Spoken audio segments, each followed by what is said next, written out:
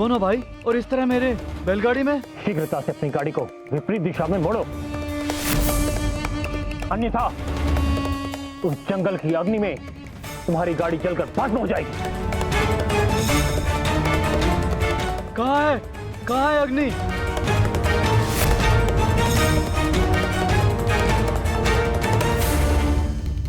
आप कौन हो और आपको कहाँ जाना है? वृंदावन।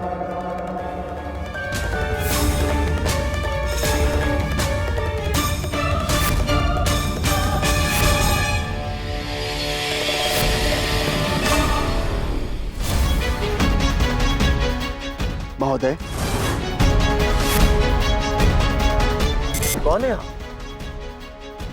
अरे ये कैसा व्यवहार कर रहे हैं आप? क्षमा करें श्रीमान, परंतु इस पेड़ की टहनी आपके ऊपर गिरने वाली थी। और आपको कैसे पता चला? वो क्या है कि मैं भविष्य को देख सकता हूँ और वृंदावन निवासियों की सहायता के उद्देश्य से ही मैं यहाँ आया हूँ। लगता है कोई संकट आने वाला है वृंदावन में। इस बार अपने खेतों में मक्का लगाना, तुम्हारा भाग्य चमक उठेगा।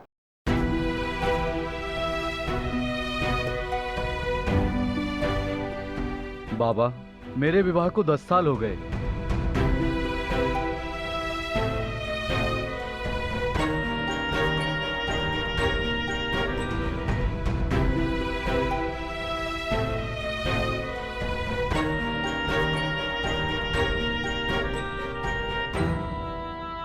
दाऊ,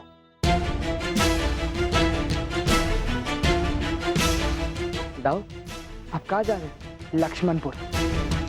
इसका सत्य तो पता करना ही होगा ना कान्हा, कि विशंबर सच में लक्ष्मणपुर से ही आया है या मामाश्री का कोई सैनिक है। क्या तुम भी बाकी गांववासियों की तरह यही मानने लग गए हो कि वो भगवान का भेजा कोई दूत है जो अचानक गांववासियों को सहायता देने के लिए प्रकट हो गया है?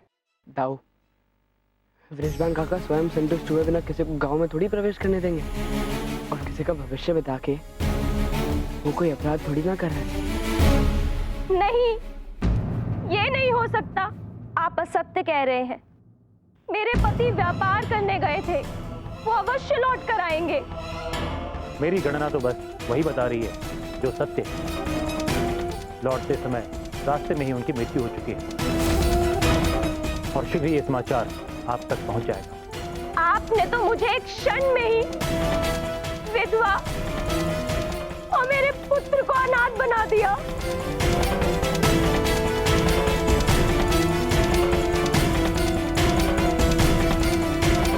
एक दिन समस्त वृंदावन वासियों को इसी के कारण दुखी होना पड़ेगा।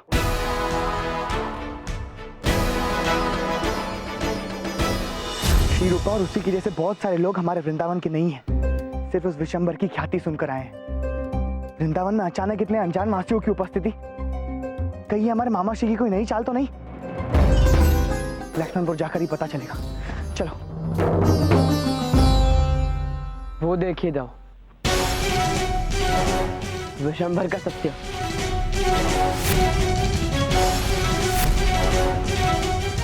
ये आने वाले काल का परिचय, यमदूत के निकट होने का संकेत। यमदूत? पर वृंदावन के निकट यमदूत की उपस्थिति का अभिप्राय हमारे वृंदावन में तो कब? हाँ दाऊ, वृंदावन में किसी की मृत्यु असंभव है, इसलिए यमदूत वृंदावन की सीमा पर किसी की प्रतीक्षा कर, किसी ऐसे प्राणी की जो वृंदावन से नहीं, अभी तो कहीं और से आया। विशंबर? वो मामाश्री का आदमी नहीं? नहीं दाऊ, परंतु एक घोर अपराध तो विशंबर से भी हुआ है, अपने भविष्य को देखने का और उसमें आने वाले संकट से खुद की रक्षा करने का, और इसी उद्देश्य से उसने वृंदावन में शरण ली। तो आओ कान्हा, उसकी भेंट उसकी नियति से करवा देते हैं। किसी को भी नियति में परिवर्तन करने की अनुमति नहीं है। चलो। मैया, बाबूजी, मुझे एक क्षमा कर दीजिए। मात्र आपके लिए ही मैंने ये सब। मुझे एक क्षमा कर दीजिए।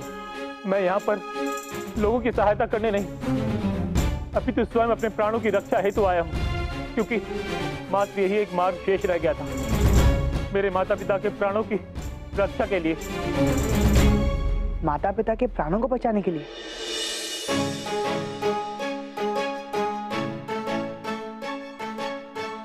अल्पायु से ही मुझ पर ईश्वर की विशेष कृपा रही है। मैं लोगों के भविष्य की गणना करके उनकी सहायता करता था, परंतु एक दिन अज्ञानतावश मुझे मेरा अपना भविष्य दिख गया।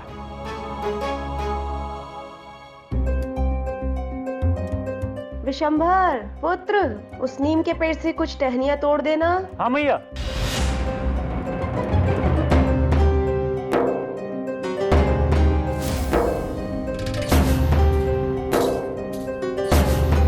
मैया, मैया, तुम्हें वो दिख रहा है? काला सा निशान इस पेड़ पे। कुछ नहीं पुत्र, वहां तो कुछ भी नहीं।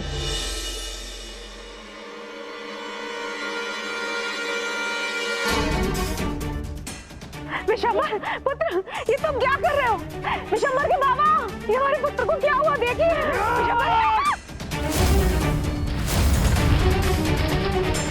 विशंभर, विशंभर पुत्र।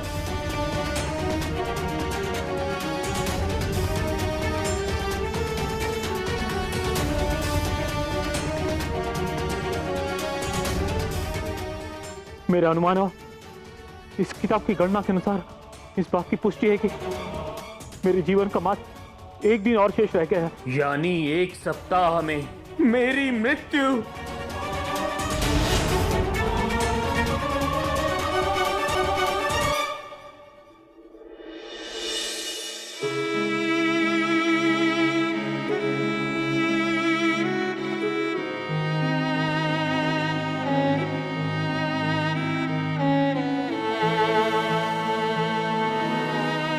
मुझे सबसे बड़ी ग्लानि तो इस बात की है कि मैं अपने माता पिता को इस प्रकार छोड़ के जा रहा हूं और उन्हें इसका कारण भी नहीं बता सकता, क्योंकि वो इस सदमे को सहन नहीं कर पाएंगे। हे ईश्वर, मेरे माता पिता अब आप पर ही आश्रित हैं। मैं अब जिसकी शरण में जा रहा हूं, बस वही अब मेरे प्राणों की रक्षा कर सकते हैं। मुझे अपने प्राणों का मोह नहीं है, परंतु मुझे चिंता है अपने माता पिता के प्राणों की, क्योंकि मेरे जाने के बाद इस संसार में उनकी देखभाल करने वाला और कोई नहीं है। यदि मुझे कुछ हो गया तो वो दोनों भी अपने प्राण त्याग देंगे, परंतु मैं ऐसा कदापि नहीं होने दूंगा। मैं अपना पुत्र धर्म अवश्य पूरा करूंगा, फिर चाहे इसके लिए मुझे अपनी नियति बदलनी पड़े तो मैं इसके लिए भी तत्पर हूं। नियति को बदलना किसी के वश में नहीं है। जो पूर्व निर्धारित हुआ है वो तो घटित होकर ही रहेगा। तो फिर मैं अपने माता पिता के प्राणों की रक्षा के लिए अपने जीवन की अंतिम श्वास तक संघर्ष करूंगा। फिर इसके लिए यदि मुझे वृंदावन की सीमा के पार भी जाना हो तो मैं उसके लिए भी तैयार हूं।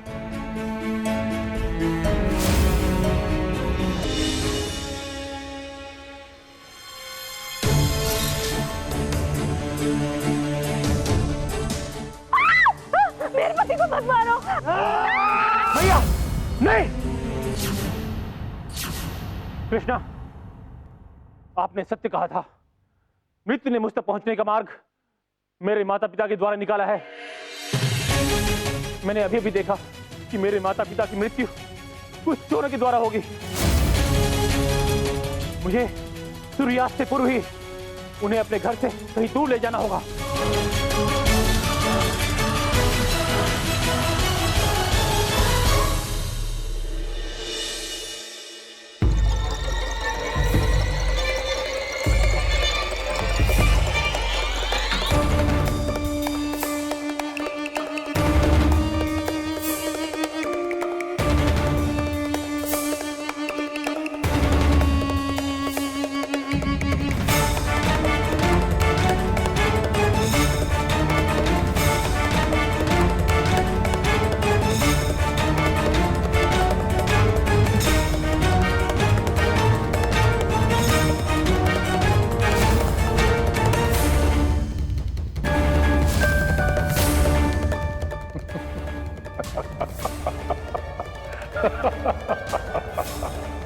विशंबर, तुमने क्या सोचा कि तुम अपनी तुच्छ शक्ति से अपने काल को छल सकते हो?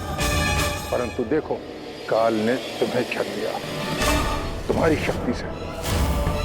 चोर आज रात्रि को नहीं, अभी आने वाले हैं तुम्हारी मृत्यु बनकर।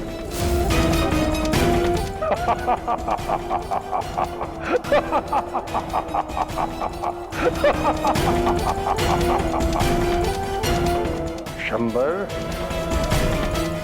हमारी मृत्यु को धारण होगी उन सब लोगों के लिए ये सोचते हैं कि काल को छल कर अपनी नियति बदल सकते हैं।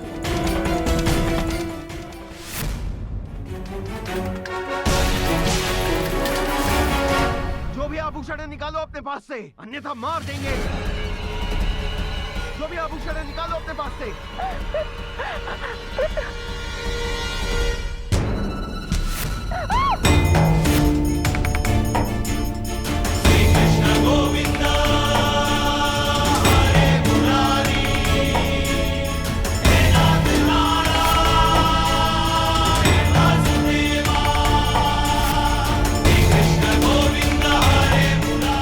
अरे ये क्या हो रहा है? ये तो मायावी है। मैंने कहा था ना, ये मायावी है। भागो भागो। तूने ये चमत्कार कैसे किया? कृष्णा, ये सब मैंने नहीं किया मैया, ये सब कृष्णा ने किया है। जो अपने माता पिता की प्राणों की रक्षा करने के लिए अपने प्राणों की आहुति देने को तत्पर, उससे भला मृत्यु कैसे प्राप्त हो सकती है? काकी, आप दोनों बहुत सौभाग्यशाली हैं, क्योंकि संसार के हर एक माता पिता चाहते हैं कि उन्हें आपके पुत्र जैसा पुत्र प्राप्त हो।